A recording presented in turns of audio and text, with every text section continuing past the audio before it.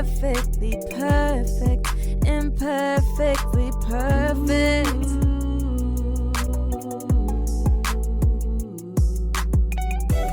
Imperfectly perfect, imperfect, imperfectly, imperfectly perfect, imperfectly perfect couple. Oh yeah. Welcome back to the Imperfectly Perfect Couple podcast. I'm Candy. And I am Tank. So what's going on with you? How's your week been? What's new? All of that good stuff. Actually, so far the week has been pretty smooth. I mean, I can't complain. Work for me today was really, did I say really? Like 7 times. Really great.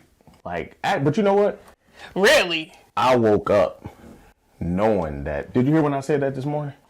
That today was going to be a great day. Did you hear when I said that? No. I actually said that this morning when I woke up. I felt so, I don't know, I just felt it for some reason. You know what I mean? Mm-hmm. Yeah, I just felt it, so. I'm looking at our air mist float across. I mean, they may or may not be able to see it. If they see it, I would just want to say it was a ghost or something, but you pointed it out. So it caught my attention. Well, you here. I know. Okay, well, how was your week, your day? What's up? My day was pretty chill, laid back because I had like an in-person meeting. So, Okay. a group of us social workers met up, had some education, then did like lunch afterwards or whatever. Then, went on home, got a chance to have like an early day today. So, I mean, today was cool. It was chill. The week, a little bit of here and there. It just varies. It just varies in the work. It went by fast.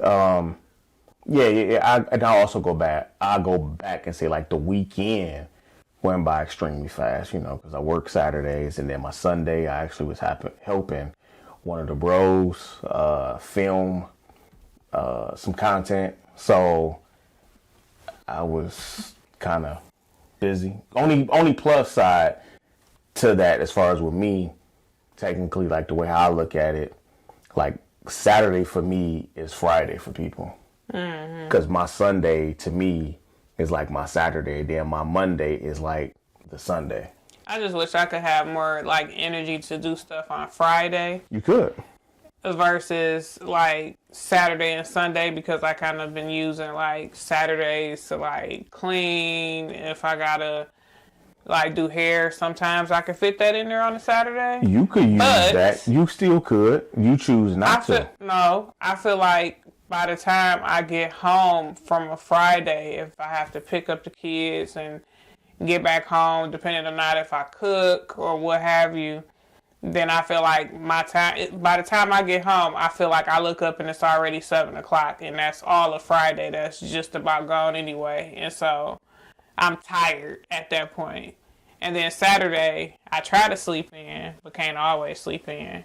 Because I'm already gone. Yeah. And then Sundays, this past Sunday I did, one of the kids' hair. So just trying to put myself on a routine to rotate out heads and things of that sort. And then little Miss got a birthday coming up, so getting ready for that. Yeah. Getting ready for that.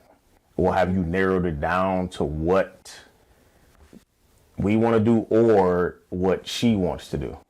She want to do a lot of things. Okay, go ahead. You want me to name off the things she said she want to do? If it's a whole lot, then you ain't got to name every last one, but give a few. The upcoming 7-year-old has a request for like hibachi and skating and jumping and all kind of stuff. So activities. Yeah, pretty much. Just fulfilled with activities. Yeah. So okay, so this is what I was about to say. What I was going to say is, or more so like a suggestion, is it anyone that she's expressed more or talked about or expressed more than the other? Not really. It's just been, this is what I want to do. I've always been told like Libra children are kind of like, well, why don't y'all have everything, or why don't y'all have the money to do all of this? Because I need all of this at this. What you mean we on a budget? Or what you mean, like, because they expect the world. Like, they're like very, very optimistic that you're going to make that happen for them. So I would say children. I wouldn't just label it just strictly Libra children. I say it just depends on that child. I wouldn't necessarily say it's just, oh, you're a Libra, you're going to be. No, I'm not going to say it's that. I'm nah. But yes, to add to what you were saying, Callie has actually did something like that, what you were saying, to my mom. I guess because my mom our parents picked our children up from school. So a lot of times they may go to various stores to either pick up a little something, or especially Callie, she likes to go and want stay something. In the aisle. It's just something. The cool thing about it is that she's content. It don't have to be from a Walmart or a Target. She'll be fine with as long as she's getting something. So it was something she was asking my mama, like, are they going to do something? And my mom was like, well, no, I can't do that right now. I can't afford that. And she was like, well, what do you mean? Like, what days you get your check? So, yeah, that was just a little something to go on to. My mom was like, well, no, I mean, I don't physically get a check, but I don't have it, and that's the end of it. You know what I'm saying? So, yeah, to that extent, I think, to me, myself personally, just comparing her to the other children, I think the oldest two were a little bit more understanding if we were like, not right now. Or they didn't really like, I mean, they had of course, like the letdown. Mm-hmm. But I think it's the rationale behind Callie and how she expresses herself versus how the older two would express themselves. But a lot of people will argue. A lot of people will probably say, well, it's probably the order that she was in, the place that she was in. Yeah, it could be. She went from being the baby to it's somebody younger than me, which is cool. But I'm going to push through and let it be known what I want to keep my spot. So some people may argue and say that, I guess the middle child, if you will, the middle child syndrome, I guess some people could say that could be part of it. Either way it go, she advocates very well for what she wants. She's very boisterous. So, yeah. So, what next? You were gonna go into the whole thing of the birthday thing. What do you mean? I mean, you asked for my breakdown of everything that she wanted. I had said, is it anything specific, like anything that she's expressed that she want to do more than the other after you said that? Oh, I thought you were gonna go more into detail with what you think that we should do. That's why I just said, like, what do you feel like? Has she said anything more than the other? Like, spoke more of, I want to go skating, and she said that more. You heard that more times than hibachi. No. Oh, okay. Well, yeah. So birthday parties are not typically the same. The way how we grew up, to where most of the birthday parties that I was kind of used to, you had a few that did like Chuck E. Cheese or did something special, but for the most part, it was basement, backyard, pin the tail on the donkey, maybe a couple of games, eat some hot dogs or some pizza or whatever the case may be, and your cousins and everybody come over, whoever come over, friends or whatnot, kids on the block. Happy birthday to you. Open your presents. cut on some music, y'all may dance, go home, it's a happy birthday. Or you might have done something in school, you know what I'm saying? But now, that's not the case, you know what I'm saying? Like, family ain't really people, just people. Just I'd say it ain't just family. People when I mean people gather, but they don't. You know what I'm saying? And I mean, and there's various reasons. You know, it can be work. I mean, people are working way more hours than more than one job. Yeah, they're working.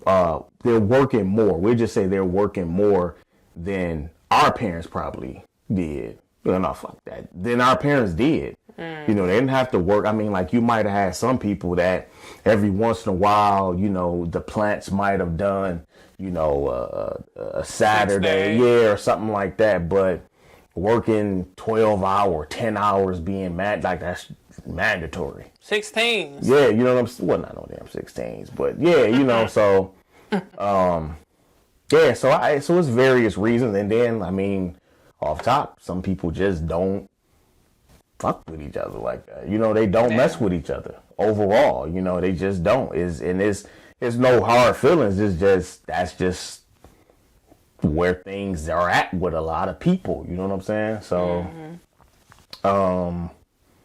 yeah, so I come from that, and I wish we had that, you know, just keep it simple, but it'd be unfair.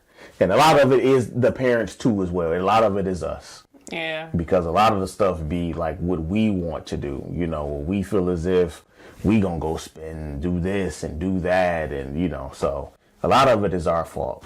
Yeah, I feel like trying to like make up for things that we may have wanted as kids, or we feel we didn't get enough of as children, and we typically want to, you know, give them more or overdo it or go over the top, you know, with just a lot of stuff. But I think with how we have done birthdays and everything in the past, I think we've been modest, you know. Oh, no, yeah. With just a lot of stuff. Like, we've had, like, the outings and the birthdays. We got our core group of people that, you know, that we show up for them and then they show up for us. It's like it's a core knit group that we have, you know what I'm saying, to where, hey, we doing this, or hey, we doing this, y'all come through. So, yeah, I mean, and that's just the way how it is, you know. So it's a little bit of mix of both, you know, so I would say from people working more than our parents have, to just people just not feeling it, or just people just structuring or curating their own little group of people that they deal with, you know what I'm saying, on a regular basis for parties or events or whatever the case may be. So, yeah. So that's that, man. So, yeah. So, wish us luck. We don't know exactly what we're going to do, but as always, we are going to film it. We're going to put some content out so you guys will be able to see what we do and if she gets the hibachi and... Oh, yeah. all of this mess. So I did get her a little sash. What is that? A sash, a birthday sash. Oh, the little ribbon thing. Yeah, a sash. Ribbon. And a crown that says birthday girl. Man. So she well, of course we taking cupcakes to the school for Friday or whatever, but you know, the weekend is gonna be for, you know. All right. So she's going to be excited about that. So okay. So where would they be able to find all this extra exclusive content? On Imperfectly Perfect Couple, Instagram, TikTok, and Facebook with Tank and Candy. Yeah. So do you want to, you know, we're about to really take a quick little pause and break. Let's take a break. But do you want to let them know when we come back what we're going to talk about, or? Yeah, you know, we're going to touch on a little bit of things to where, do you notice if your significant other is the center of conflicts within their personal relationships? Yeah. So. If not yourself. If not yourself, if not you. Yeah. If not you, if not me.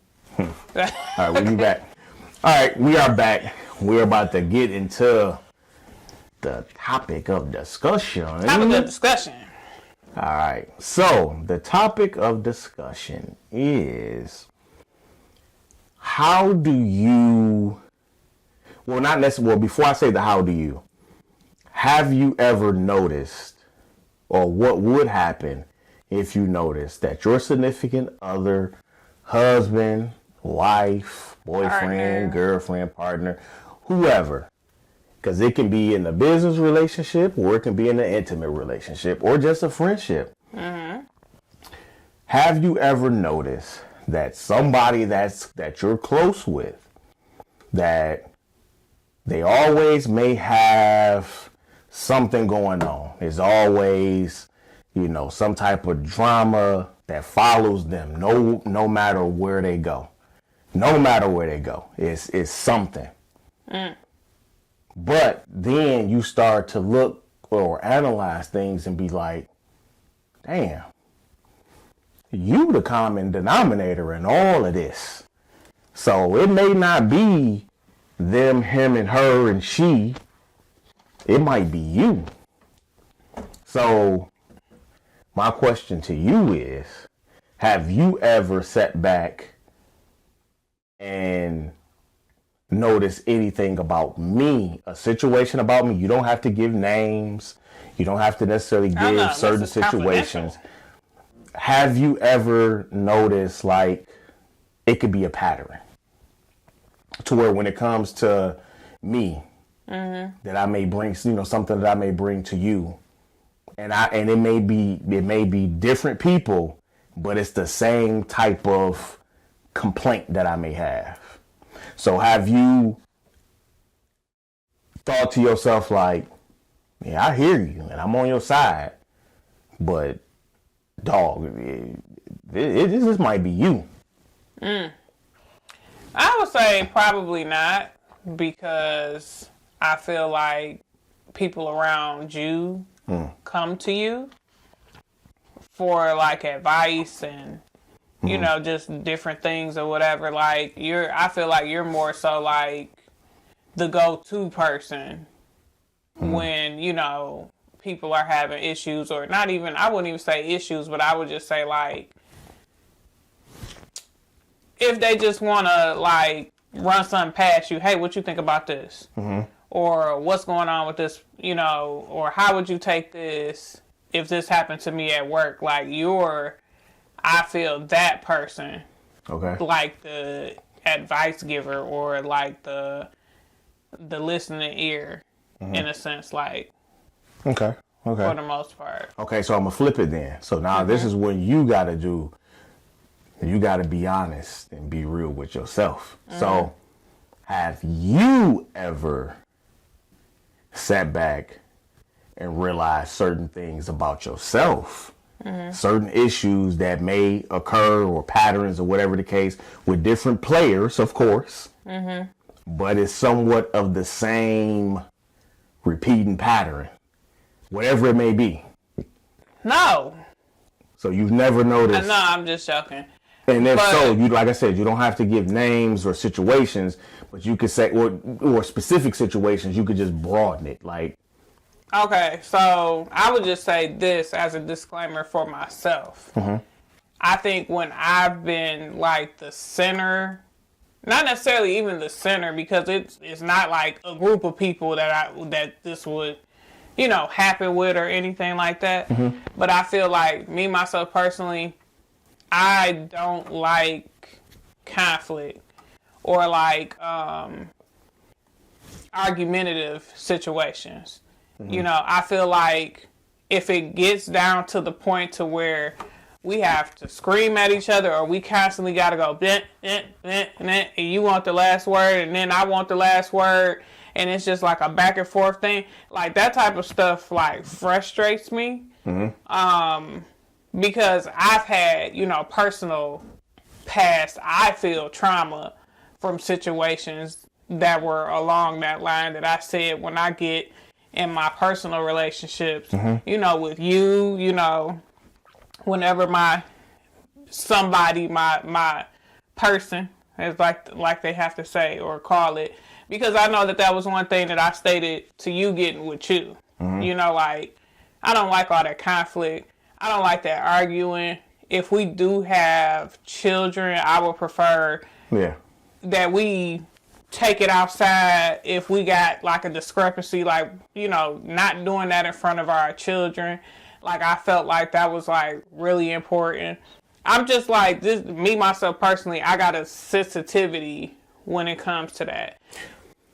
You do have a sensitivity, but your level of I don't give a F and shutting stuff down and not entertaining is on a million. I wouldn't say that. I would say it's been certain, listen, I would say it's been certain situations. Like, I'm going to just give this example, and it's somewhat relatable, but not relatable. So, for example, I worked in customer service for 10 and a half years.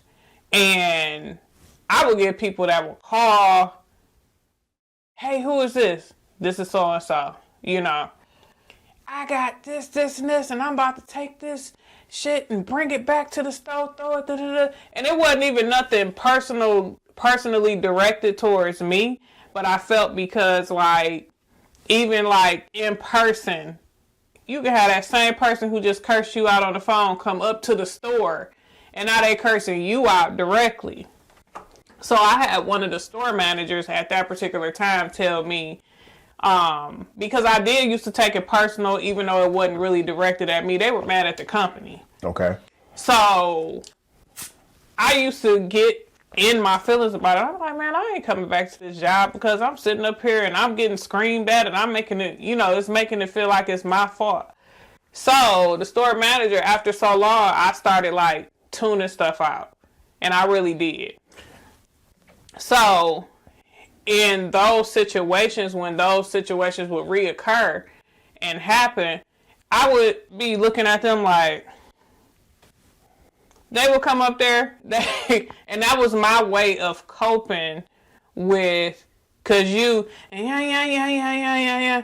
And I'm thinking to myself, like, this really don't even matter. Like, I understand, like, this is your personal problem or your personal issue, but you yelling at me is not going to get a reaction out of me, because I feel like when people yell, they want you to react equally. Mm-hmm. And when you don't give them the reaction that they're looking for, that's when they can, oh, so you ain't going to yell back at me. You ain't going to curse me back out. No.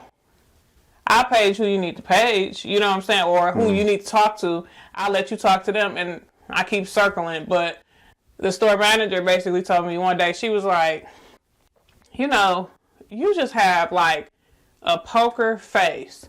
And I could kind of appreciate that about you. She was like, because I can't tell by your expression that you're letting this person who just came up here and acted a fool, like, get to you like that or get under your skin.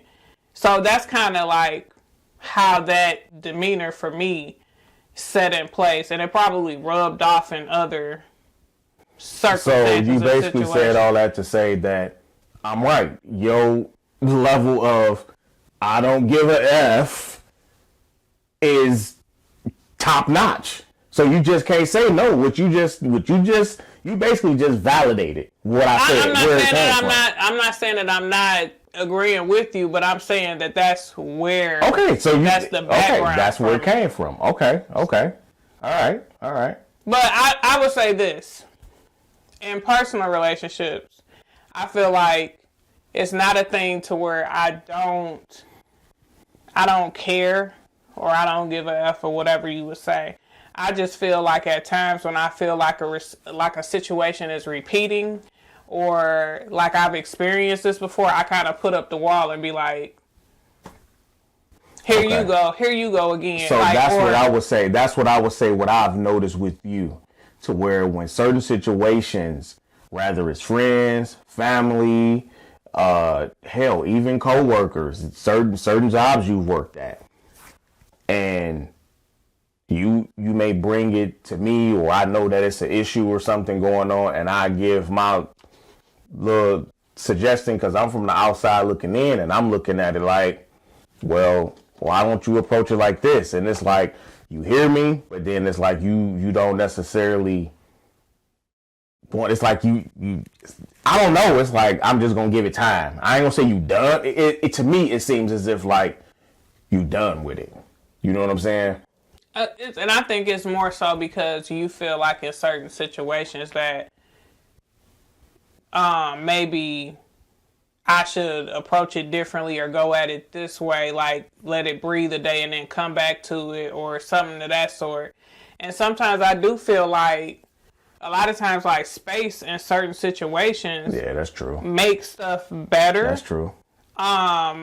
And I even state like, hey, I need space. Sometimes I don't, because I just feel like, okay, whatever. But in certain situations, I have said like, okay, I need some space. I need some time. I need to, what have you. And I think, that space and time, it looks different for everybody. Like, it could be a week for some people. It could be 5 months from now. You know what I'm saying? Like, so I think that for me, like, letting stuff breathe versus constantly revisiting it, because I feel like when you revisit a situation over and over and over, and you keep wanting to talk about it after we didn't apologize or after we didn't said, okay, we didn't had our time in space to breathe, I feel like now you aggravating the situation, so now you want to argue again, and that'll really make me be like, okay, wall. Okay, okay. So, all right, so I will answer the question that I asked you. I pretty much did answer one of the questions, which is, yes, I have seen, as far as like when there is the same repeating thing or whatever the case may be that comes from different situations, I've seen the shutdown. And I think that sometimes that shutdown that you may have, or like you just described, that poker face, I think that poker face or whatever the case may be, I think that can, because sometimes just talking stuff out can result to, I guess you could say like a solution of whatever it may be, because a lot of times things just be like a misunderstanding, whether if it's at work, whether if it's family, whether if it's friends, whatever the case may be. But I do agree with you. I do agree with you, but that conversation gotta be had. So yes, I have seen that. Now, as far as with me looking within myself, have I ever noticed about a situation or situations about myself to where it can be I would say like I would just say this: you don't really see that too often within male like relationships. Period. I think that you see, but don't necessarily focus on the male and female, because now it's just seeming like friends or whatever. I'm talking about the work environment. Period. Oh yeah. It can be the work environment. It can be business relationships. It can be a little bit of it all. You know what I'm saying? So this is not just saying one specific type of sector. No, I'm analyzing. Okay. Well, I'll analyze you as far as like, that's what you were supposed to be doing. I know, but that was coming from it's supposed to be all across the board. Got you. But that first part was coming from a friendship type of deal. Now, okay. I think like when it comes to like work environment, I think that you've been getting better, because I feel like a lot of things, like you take it as somebody like attacking you personally. I know that. With, hey, I need you to do this, do that, do this, do this. And you feel like, oh, okay. I mean, that's any of us. I mean, we've always, When it's a constant right. thing, then, right. Well, if you notice a constant pattern that people may be, trying to get over off on you or trying right. to delegate certain right. things onto you, you know what I'm saying, that others may not necessarily be doing. And it's right. like, wait a minute, okay, just because I can get it done in a timely manner, you want me to execute? Nah. So I feel this like ain't in that. those situations, because you've been in, a toxic work environment before. Yeah. I've been in a toxic work environment before. So I feel like that in those situations, I don't feel like it's me per se. It's the company, or it's the setup, or it's like the management who may be cliquey, or things of that sort. Because you do see it. You do see like workplace bullying, and people do that, and they do take advantage of people who they know that can get the job done, Right. and can perform certain tasks better than other people. And I found myself in situations like that, to where I will come back to work and it'll be like loads of paperwork on my desk, and I'm like, okay, so because I was off a couple of days, like nobody else in here could do this. Right. And everybody at that particular time degree was higher than mine. You know what I'm saying? So I get, where you coming from when it comes to that. But I do feel like that's like a combination of toxic work environment plus, I'm not going to let you take advantage of me in a sense. So, okay, so my question to you next will wind up being, what would you say, now for me, what would you say is the best way to approach this, any of these situations that we described? Like if a person was to notice, that it may be my significant other, or it may be, you know what I'm saying? Like it's not what the picture that they're painted to be, like they're the victim. No, you're the terrorist. You know what I'm saying? You're the main person. Terrorist? That's like extreme. You're the main reason why things is going on. You are the cause of this. It's nobody but you. Me personally, how I would handle that. Like if I noticed it within you. Wait, can I ask you this question before you say that? Have you ever felt that I've been like a terrorist, like in certain situations, to where I'm just like I believe with that, with your approach, to where when there is a conflict, I believe that with your approach, your level of, like you said, shutting things down, or not necessarily want to deal with it, or whatever it may be, I think that there could give the other person reason to not even want to take it to whatever the next level may be. So after, my thing is this, because like Were you the cause? Probably not. I would say I've had conversations that where a resolve have tried to come about, but it was just more so just differences of like opinions. Of course, you feel your way, I'm gonna feel my way, and then right now I would just say like, okay, this is just not a good time. Like we gonna agree to disagree all day. You know what I'm saying? And I feel like that's, and after giving it space to breathe or whatever the case, then I think like, I just the way how it, a lot of the times, the way how the things seem to me, and I know a lot of it be your frustration, you just not necessarily want to deal with it, or like you stated, like you just be over a lot of things.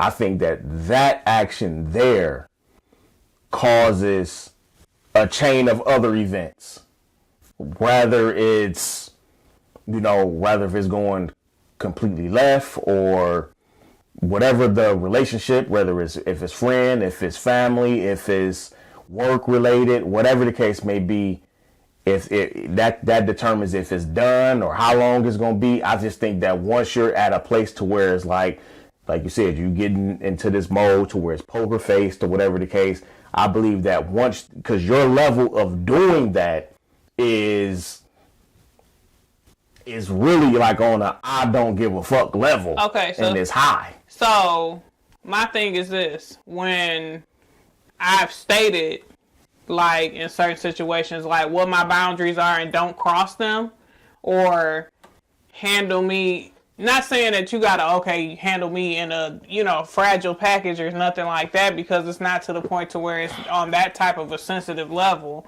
But it's just like, okay, I'm letting you know this is what my trigger is, and that's my boundary, and I'm gonna keep that boundary. And then the person still doesn't respect it and say, like, well, that's your particular trigger. I can't be responsible for that, or I can't be responsible for respecting your boundaries in a sense.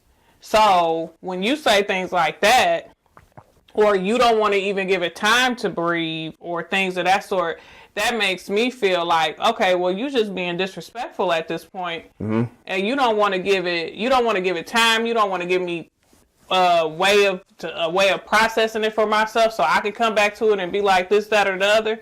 Because if somebody tells me, hey, I don't like it when you do this, or this makes me feel like this type of way, that's a valid feeling for somebody, and why not respect that for them? Or why not come back and say, okay, I apologize. Like, I know I'm not going to be perfect at, respecting what triggers you or whatever the case, but if it does, I apologize, and let's move forward with that. I'll try not to do that again. So, okay, so the question I was going to ask you was, how do you feel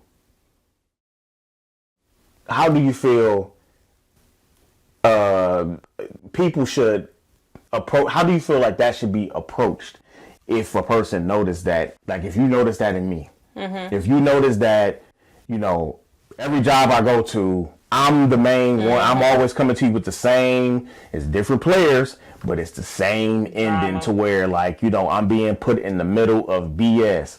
Okay, no matter what social group I jump into, I'm the main one that's always the center of attention, and causing trouble, that type of attention.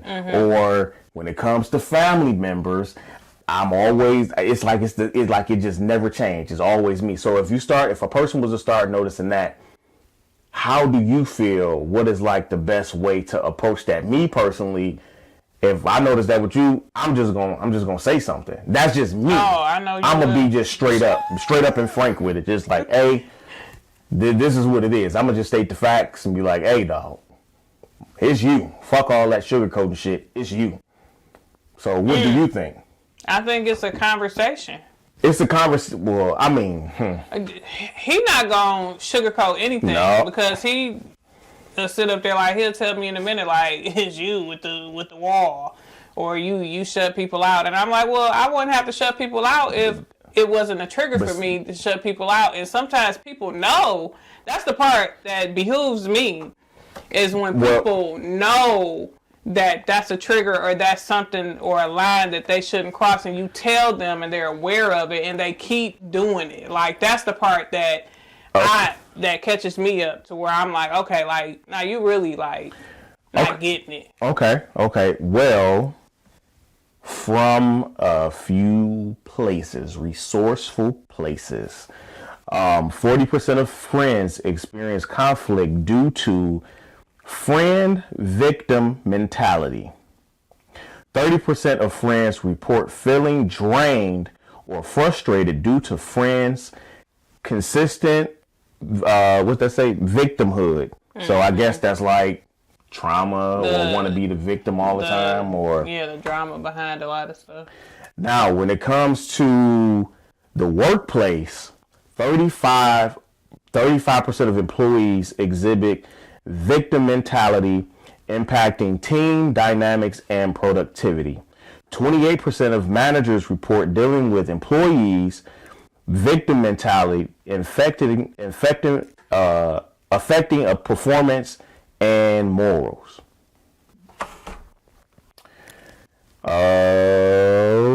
That's all I have so far from that. What you got? Okay, so what I have when it comes to, and this came from a reputable source, from the personality and social psychology, or a journal from that particular source. Research suggests that when a partner is consistently at the center of conflicts in their relationship, it may indicate patterns of conflict engagement. Conflict-prone personality, 25 to 30% of individuals tend to engage in conflict more frequently. And then attachment issues, insecure attachment styles. For example, feeling anxious or avoidant can lead to more conflict. It's also potential underlying issues like emotional dysregulation, poor communication skills, narcissistic tendencies, trauma or past experiences. And then sometimes with relationship outcomes, dissatisfaction in relationships, 40 to 50% of couples experiencing frequent conflicts report relationship dissatisfaction. You could have relationship instability and emotional distress, which can lead to anxiety, depression, emotional Do you have any exhaustion. solutions? Yeah. Reflect on communication. And patterns of conflict resolution. Remember that in school? Conflict resolution. That was a whole course. That was a whole course. Yep. I want to bring that part up. That was a whole course. But hey, save it. Save I it. know. Just, I know, but that's one thing I want to get to too. We could do something on that. Yeah. Consider seeking couples therapy or individual therapy to seek, or if it's from a business, try to broaden that. Don't just make it strictly for No, couples. I'm just saying, listen, I was trying to, but you cut me off. Anywho, seek therapy. Just chill. I go in depth when it comes to this stuff. Evaluate whether conflicts are driven by behavior or dynamic between whomever, and then prioritize self-care and emotional well-being. Every relationship is unique, and conflicts can arise from various factors. Okay? That's all I got. All right. So pretty much what I got from that, no, before I even say that, no, I ain't going to say that. And I know we're going to do a show on it. We're going to do an episode on this. But I just want to see where your head is at. Mm-hmm. Who responsibility is it to where if you notice certain conversation or certain topics or conversations tend to shift either the energy, the mode, or whatever the case may be in a person that you may be dealing with?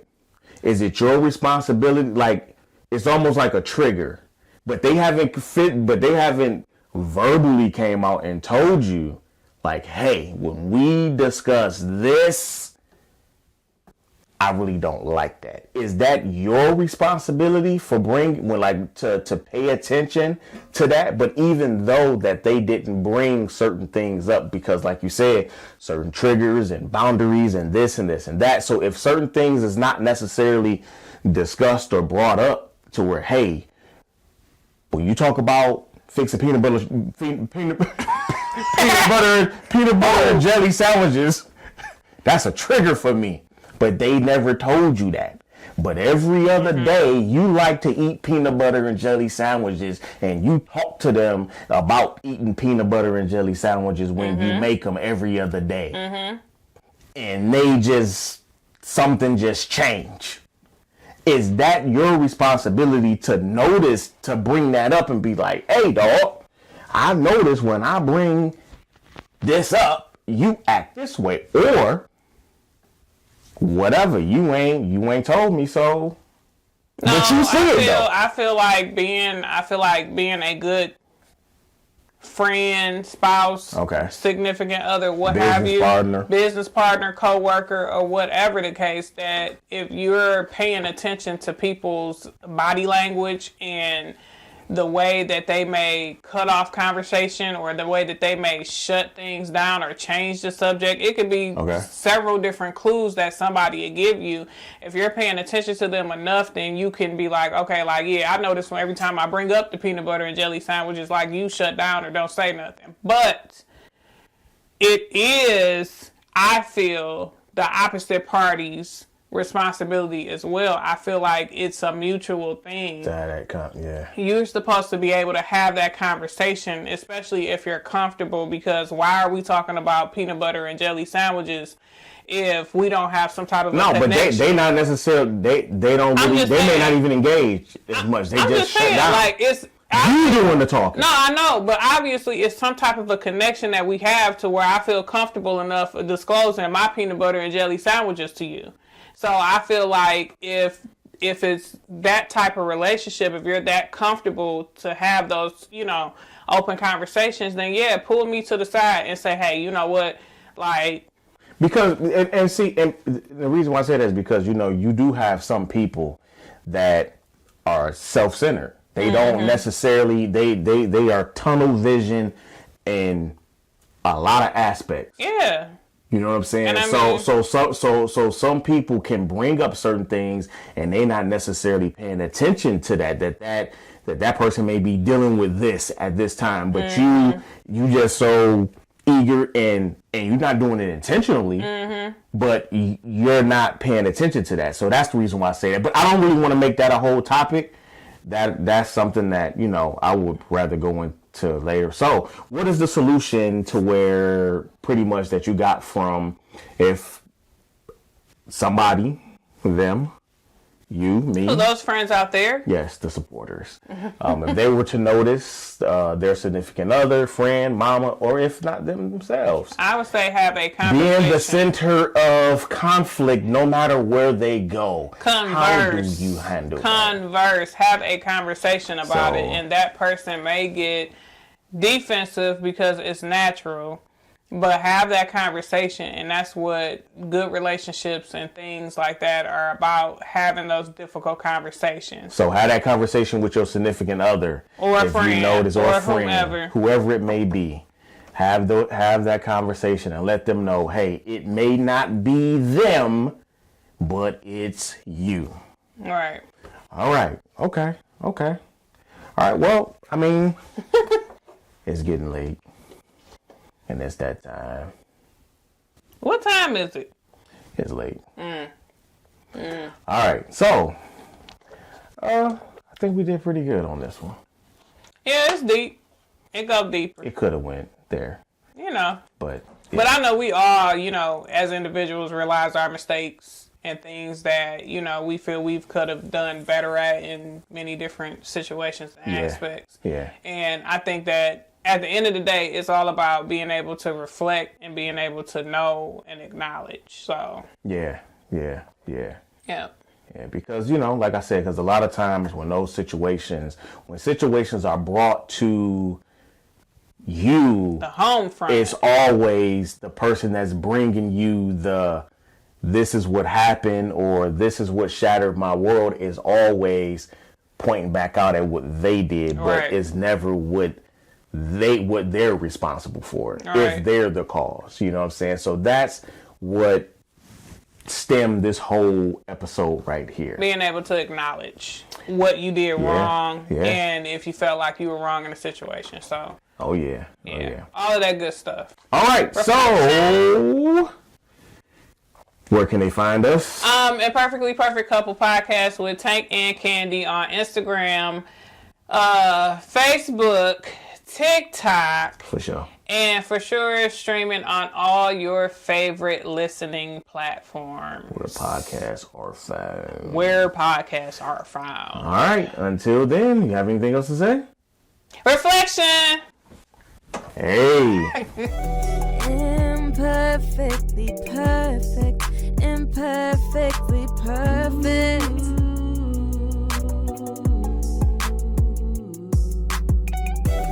Imperfectly perfect, imperfect.